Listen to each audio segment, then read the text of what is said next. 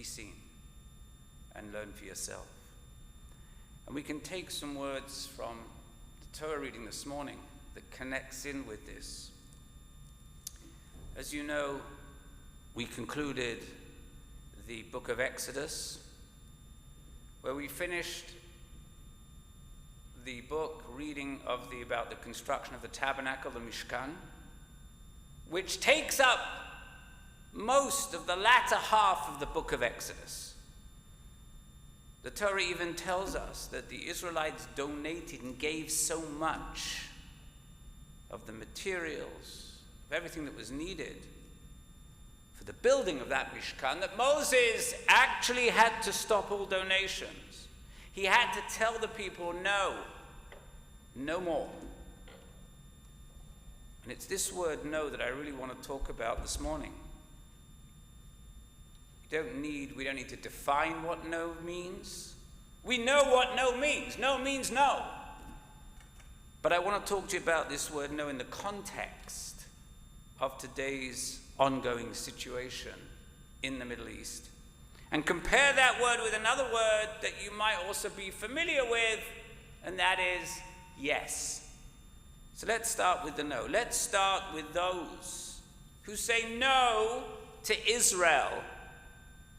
And they do so in the form of the BDS movement. BDS, boycott, divestment, and sanctions movement. I saw a little video online this week where a guy in New York was asked, do you support BDS? And he says, yes, of course I do. And the interviewer said, well, okay, what does that mean? He says, well, we're boycotting. He said, yeah, but what are you boycotting?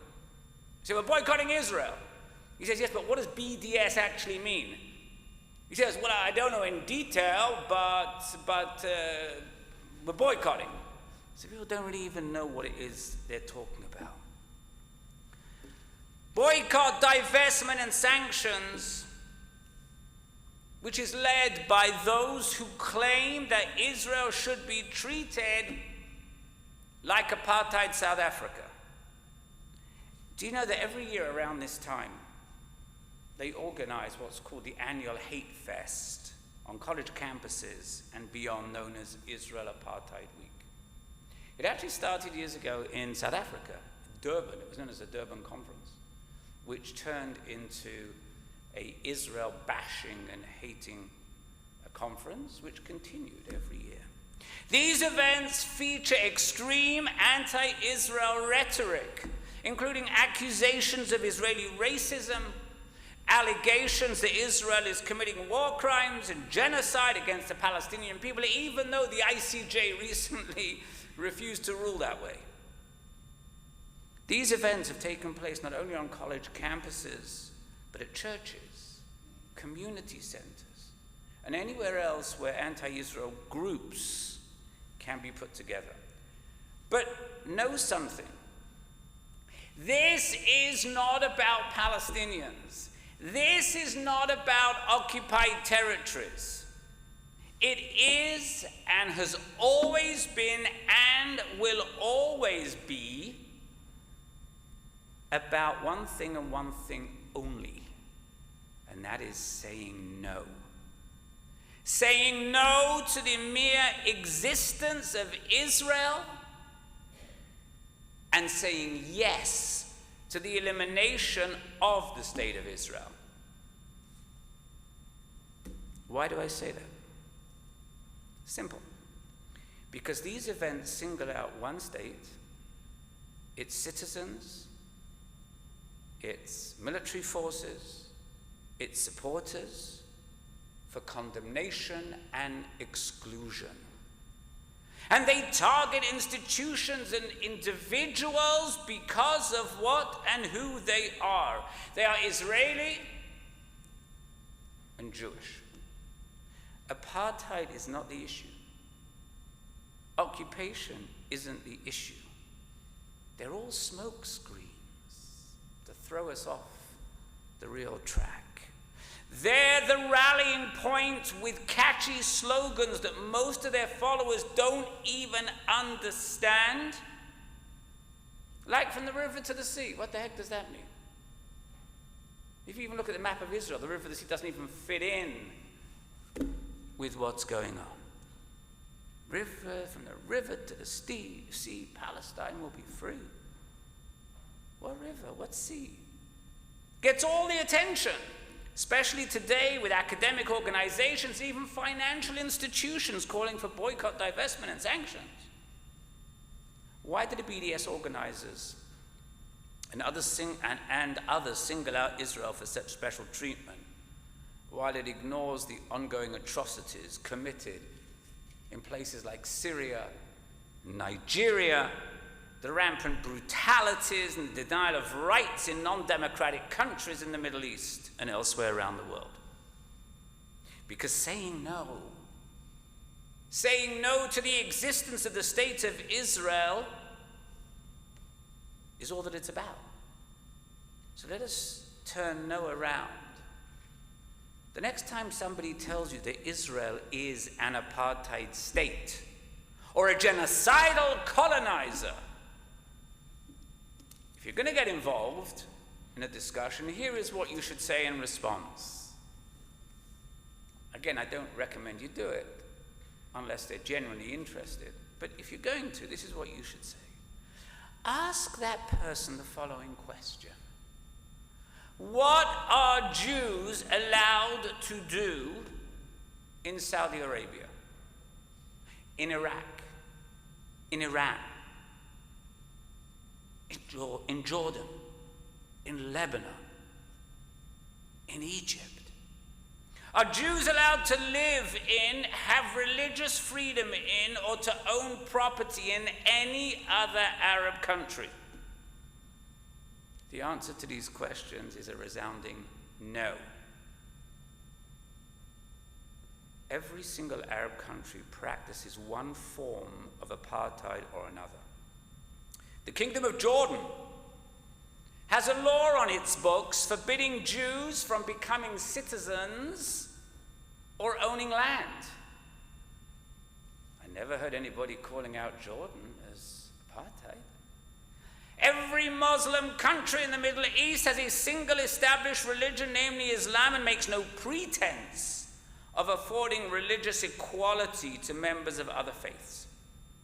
In fact, I don't know if you picked up on it this week, a rabbi from the U.S. Commission of International Religious Freedom, Rabbi Abraham Cooper, of the Simon Wiesenthal Center, was told to remove his kippah on a recent delegation visit to a UNESCO heritage site in Saudi Arabia. Not only did he refuse, but the entire delegation decided to up and leave the country. And one more no. What is the response of Hamas to any deal to free the hostages? Again, it's a no. So now let's talk about Israel. How about a few yeses? Because we don't want to leave on a sour note. Are Arabs allowed to live in Israel? Yes, they are. Are Arabs allowed to vote in Israel? Yes, they are. Israel fully recognizes the rights of Christians and Muslims and prohibits any discrimination based on religion. Muslim and Christian citizens of Israel, of which there are more than 2 million, and who are in the minority, don't forget that, have the right to vote and have elected members of the Knesset, some of whom even oppose Israel's right to exist, but they're members of the Knesset. Why? Because that is true democracy. There is an Arab member of the Supreme Court. In fact, the head of the Supreme Court was an Arab before the current one. An Arab member of the cabinet, and numerous Israeli Arabs in important positions in businesses, universities, and the cultural life of the nation. So tell me, which country practices apartheid? And you know why Israel is not South Africa and that's not an apartheid state? If for no other reason than because the state of Israel has a Jewish majority. But let's not confuse our friendly Israel naysayers with the truth. Instead, let us go over a few more facts that I'd love for those on the other side to answer. It's another answer to those who blame Israel for not only the occupation of Palestinian lands, but also for her failure to make peace. Tell me something. I would like any of you to tell me when the Arabs ever said yes. I can't find it. In 1947, when presented with a partition plan by the United Nations, the Jews immediately said, yes, we will take it. The Arabs said no. In 1948, the Arabs said no to Israel's independence and launched a multi-pronged attack against it. From 1948 to 1967, the Arabs never accepted the idea of a Jewish state. And as a reminder, for those of you who might have forgotten, or perhaps you didn't know, Israel was not an occupier of the West Bank then. And still the Arabs said no. And following the Six-Day War, the Arabs weren't satisfied with just one no. They actually made it into a three-point no. They gave us three of their conference in Khartoum. You might remember the famous, well, you wouldn't remember it, but you would have read in history, the famous Arab League conference in Khartoum with the three no's. No peace, no negotiations, no recognition for the state of Israel. Okay, enough. It's enough of ancient history. The fact is that Israel has already offered the Palestinians an independent state in almost all of the West Bank and Gaza, and a share of Jerusalem. Not once, not twice, but 3 times. Ehud Barak offered it in 2000 and in 2001, and Ehud Olmert offered it in 2008. And 3 times, each and every time, they refused to say yes to Israel. And 3 times they said no. And I remember an interview with Barak afterwards. He was at Camp David. And when word got out that he'd offered a Palestinian state in 95% of the West Bank, word got to Israel. And people couldn't believe what he'd done. They went crazy because you're going to offer a Palestinian state 95% and part of Jerusalem? And when he was interviewed afterwards, they said to him, how could you do such a thing? How could you take such a chance? And his answer was priceless. He said there was never any chance because I knew they would say no. There was no chance. And I remember, if you read the part of the life story of Bill Clinton was at the time trying to make peace. And Arafat, Yamach Shemo v'zichro, when he left, he turned around to Clinton and he said, "Thank you very much, you're a great president for hosting this." And he said to Arafat, "A great president? You made me look a fool in front of the world. You had the offer of a lifetime and you turned it down." You can read it in his memoirs. So every time they said no. The primary obstacle to peace is not Israel's refusal to negotiate or to return land. It has done so on numerous occasions. Rather, the primary obstacle to peace remains the Palestinian political culture that continues to view Israel's mere existence as a crime and considers Jewish settlements in Tel Aviv to be as much of an illegal settlement as the remote hilltop holdouts of the Jewish extremists in the West Bank. In the absence of a change in that culture, that recognition, and the recognition of the legitimacy of a Jewish state, there is no chance of peace with the Palestinians. And that is why Netanyahu and his government, whether you agree with them or not, said there can be no two-state solution. Every yes to peace receives a no. And here's why. Here's a few more examples of how they say no. As Rabbi Daniel Gordis member of the conservative movement in Israel, the Masorti movement, wrote, and he's so right. He said, have you read a single book by a committed Palestinian who says that just as the Palestinians have a right to a state, so too do the Jews? And it's time for the Palestinians to recognize Israel as a Jewish state. Have you read any book like that? No, I don't think so. I don't think it exists. Are there any committed Muslims who choose to stay in Lebanon or Syria or Jordan or the West Bank and who write critically of their own culture the way so many Israelis write critically of Israeli culture? And the answer is no. Have you ever read or have you ever heard of a single book by any citizen of those countries who choose to stay there, who says that in 1947 to 1949, the Arab attack on Israel was a mistake? No.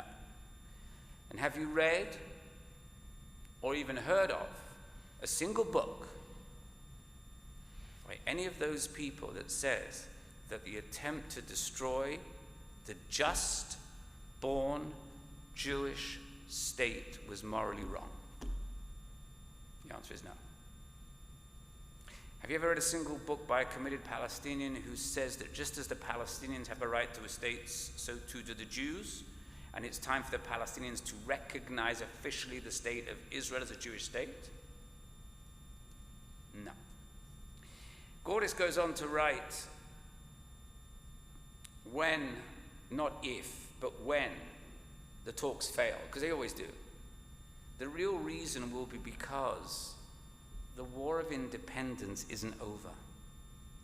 And we've got to understand that. The real reason will be that to this day, no Palestinian leader will look at their people and say, the Jews too are indigenous here. They too have a right to a homeland here. So let's share the land. Have you heard of any of them say that in Arabic to their streets? And the answer is no. Do you think it's likely to happen soon? No. Do you think you're likely to live long enough to hear that? I got news for you. I don't think God's going to live long enough to hear it. The answer to all of these questions is no. And yes, I've used the words no a lot this morning, but there's a lot of no in the Middle East, and we'd like nothing better than to turn those no's into yes. And we've tried. Israel has said yes to peace many times. We've said yes to withdrawing from Gaza, and they did it in 2005. Not a single Jew remains there. And you know what has gotten us? What has it gotten us? Nowhere. We've said yes to turning over 98% of the West Bank to the Palestinian Authority. We've said yes to settlement freezes. We've said yes to releasing terrorists and murderers by the thousands. And yes, we want to continue to say yes. But we will not be the only ones to say yes. We will not be bullied into saying yes. And we will not be blamed for not saying yes when, as I hope you now see, the rest of the world, especially the Arab world, continues to say no. After all, that is precisely what the Palestinians, the BDS movement, and all their supporters are counting on. So in the end, when all is said and done, please just stop and ask yourself this question. When have the Palestinians ever said yes? For when they do, I promise you, the world will be a much more peaceful, safe, and happier place. Make sure you're here tomorrow night. Shabbat Shalom.